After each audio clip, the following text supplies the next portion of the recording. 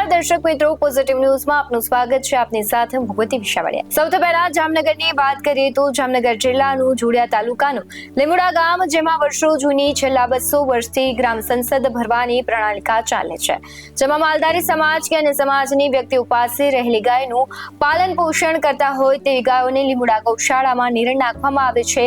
વાર્ષિક 3 લાખ જેટલી રકમનું મગફળીનું ભૂકો ખરીદી કરવામાં આવે છે અને સેવાભાવી લોકો તરફથી પણ સ્વેચ્છાએ નિરણ નાખવામાં આવે છે.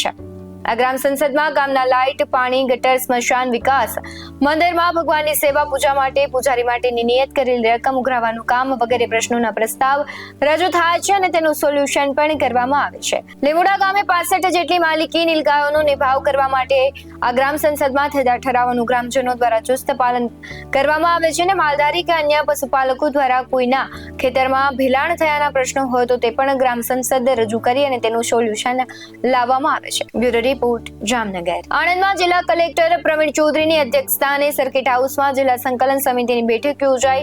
આ બેઠકમાં ઉપસ્થિત સંકલન સમિતિના અધિકારીઓને જિલ્લા કલેક્ટર પ્રવીણ ચૌધરીએ જિલ્લાની તમામ કચેરીઓના અધિકારીઓએ પરસ્પરના સંકલનમાં રહીને પ્રજાલક્ષી કાર્ય ઝડપથી કરવા અનુરોધ કર્યો હતો. જનપ્રતિનિધિઓ દ્વારા પૂછવામાં આવતા પ્રશ્નો માટે કરેલ રજૂઆતોનો પણ તુરંત જ પ્રતિસાદ આપવા અને હકારાત્મક ઉકેલ લાવવા જિલ્લા કલેક્ટરે અધિકારીઓને જણાવ્યું હતું. BS9 TV ન્યૂઝ સાથે જિગ્નેશ સોલંકી, આણંદ. રાજ્યમાં કાયદો અને વ્યવસ્થાની સ્થિતિ વધુ સુદૃઢ બનાવવા તેમજ અસામાજિક ગુંડા તત્વો પર કડકમાં કડક કાર્યવાહી કરી તેમની પર સદંતર અંકુશ મેળવવાના ઉદ્દેશ્ય સાથે રાજ્યના મુખ્યમંત્રી ભૂપેન્દ્ર પટેલના દિશા નિર્દેશ હેઠળ ગૃહ રાજ્યમંત્રી હર્ષ સંઘવીના માર્ગદર્શનમાં આજે રાજ્યના પોલીસ વડા શ્રી વિકાસ સહાય, તમામ પોલીસ કમિશનર, રેન્જ વડા અને પોલીસ અધિક્ષક સાથે વિડીયો કોન્ફરન્સના માધ્યમથી તાકીદની બેઠક યોજી હતી, જેમાં આગામી 100 કલાકની અંદર રાજ્યના પ્રત્યેક પોલીસ સ્ટેશન વિસ્તારમાં રહેતા સામાજિક ગુંડા તત્વોની યાદી તૈયાર કરવા કડક સૂચના આપવામાં આવી હતી. Bureau report, Gujarat. આણંદ જિલ્લામાં ભારત સરકારની વિવિધ યોજનાઓના લાભો છેવાડાના નાગરિકો સુધી પહોંચાડવા માટે આયોજન કરવામાં આવ્યું હતું.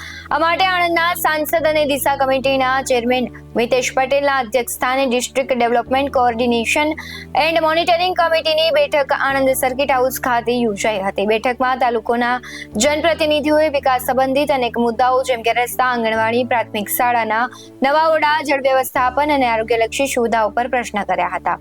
સાંસદ મિતેશ પટેલ ભારત સરકારની યોજનાઓને ઘરગથ્થુ સ્તરે અમલમાં લાવવાનો અને લાભાર્થીઓ સુધી લાભ પહોંચાડવાનો અનુરોધ કર્યો હતો. BS9 TV ન્યૂઝ સાથે જિગ્નેશ સોલંકી, આણંદ. હાલ સમાચારોમાં બસ આટલું જ. વધુ સમાચારો જોવા માટે તમે જોતા રહો BS9 TV ન્યૂઝ. નમસ્કાર.